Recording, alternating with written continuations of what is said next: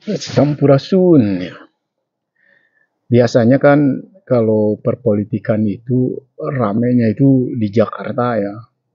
Wah, rame sekali yang demo, yang wah terus di setiap adanya misalnya sidang MPR, DPR dan macam-macam ada kebijakan-kebijakan yang dikeluarkan oleh pemerintahan pusat dan DKI ya.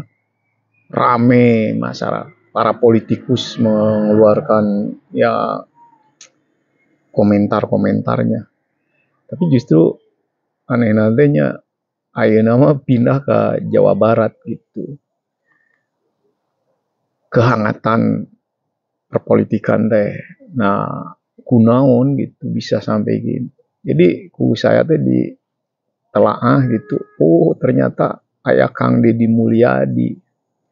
Nah, di dia saya teh jadi mikir gitu.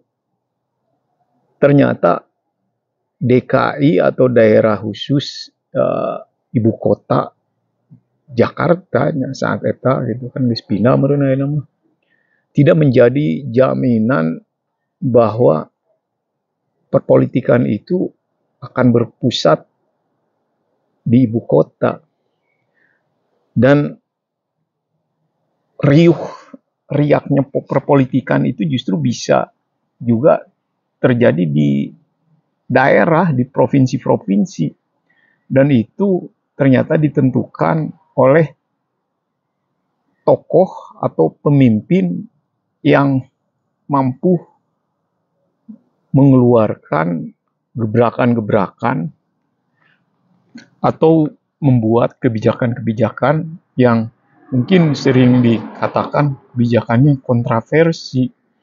Padahal kalau menurut saya nggak kontroversi gitu ya. Cuman mungkin orang Indonesia nggak terbiasa dengan hal-hal yang sebenarnya di negara lain itu bukan pernah ada, di kebijakan itu sudah dari dulu ada. Misalnya katakanlah di Jawa Barat jamalan untuk para pelajar gitu ya.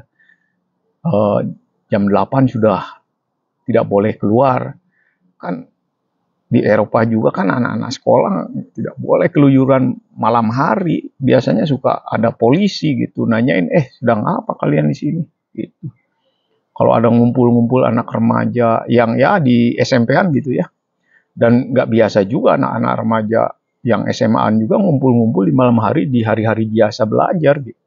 Kalau di Indonesia kan wah di mana-mana itu. Nah, justru kebijakan yang dibilang kontroversi oleh para pengamat politik ataupun ya musuhna Kang Deddy gitunya tentang ya kebijakan yang dikeluarkan oleh Kang Deddy itu dianggapnya kontroversi padahal itu adalah suatu uh, gagasan yang sangat brilian sekali, yang cerdas sekali. Dan akhirnya ya Kang Deddy berani mengeluarkan kebijakan-kebijakan yang tegas macam pembongkaran bangunan-bangunan liar di tanah negara ataupun di bantaran sungai, di wilayah ya serapan air ataupun hutan ya. Ini kan benar itu kebijakan ini bukan kontroversi tapi justru ini menegakkan aturan tapi dibilangnya kontroversi katanya. Kalau krusial ya memang krusial karena apa? Itu ribet sekali mengusir mereka yang ya apa yang seenaknya aja nyerobot tanah yang bukan haknya gitu, membangun bangunan ilegal gitu. Nah, jadi pindahnya suhu politik yang riuh gitu itu ada di Jawa Barat ini karena tokoh atau pemimpin Jawa Barat sendiri yaitu Kang Deddy Mulyadi yang bikin suasana sangat ya ramai ya, masyarakat euforia sekali dengan kehadiran Kang Deddy, terutama masyarakat Jawa Barat yang memang sudah lama menanti ingin ada perubahan di Jawa Barat.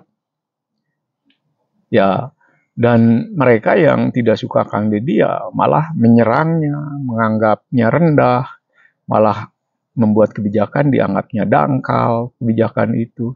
Padahal dia sendiri nggak mampu apa yang mengkritik itu membuat suatu konsep bagaimana menghadapi problem-problem ini gitu. Hanya bisanya mengkritik.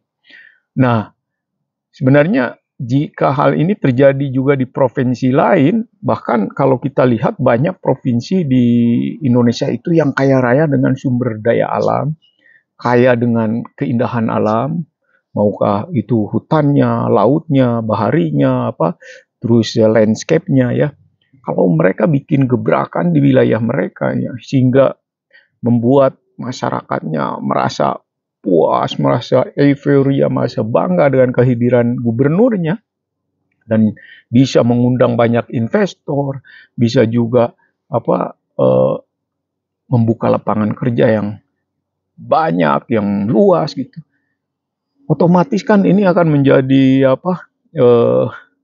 menjadi sorotan seluruh rakyat Indonesia gitu, dan akhirnya popularitas dia juga akan naik, dan dia bisa juga mempopulerkan dirinya dengan bikin konten-konten seperti Kang Deddy. Ya kenapa enggak sih? Ya kan kebanyakan kan orang-orang yang ingin populer itu dia bikin konten juga semua. Apakah itu pejabat, apakah yang bukan pejabat. Mereka bisa mengkritik, wah pejabat konten atau gubernur konten, tapi dia sendiri misalnya punya konten ya yang followernya jutaan ya, dan duitnya dipakai dimakan sendiri, sedangkan Kang Deddy dari hasil kontennya itu dibagiin ke rakyat-rakyat miskin. Dan itulah makanya rakyat juga semakin suka dia. Coba kalau orang yang punya konten YouTube misalnya followernya jutaan, ya duitnya jangan makan sendirilah, kasih ke orang-orang miskin. Dan saat mengasih-ngasih itu dikontenin, kan mungkin tambah banyak followernya. Dan juga uh, bermanfaat sekali gitu, membantu yang lain. Nah, jadi jaminan ibu kota sebagai pusatnya atau kiblatnya perpolitikan itu sudah tidak ada lagi sekarang. Apalagi kan meskipun Jakarta kan ibu kota RI udah pindah ke Kalimantan, tapi DKI masih didiemin sama Prabowo presiden ya. Nah, keberadaan Pramono Anung dan Soekarno ini sepi sekali ya di lirik masyarakat, karena emang kedua pejabat ini nggak menarik, monoton, nggak ada gebrakan ya, kelihatan loyo, ngomongnya juga kan Pramono Anung itu kurang begitu ya istimewa, nggak ada. Makanya ya, tidak tidak begitu ramai dibicarakan sama orang, kayak karena ya seorang tokoh yang demikian tidak menarik sama sekali. Nah, itulah makanya mari setiap gubernur di setiap provinsi berlomba membuat konten, membuat gebrakan kebijakan yang bisa ya diminati masyarakatnya, sehingga setiap gubernur menjadi populer dan perpolitikan tidak hanya berpusat di suatu provinsi, tetapi di setiap provinsi juga terdengar hangatnya perpolitikan, dan orang akan bersaing secara fair di sini ya. Siapa nanti yang menjadi RI 1 kalau mereka berprestasi di provinsi masing-masing. Begitu kalau menurut saya. Sampurasun Kak Sedayana.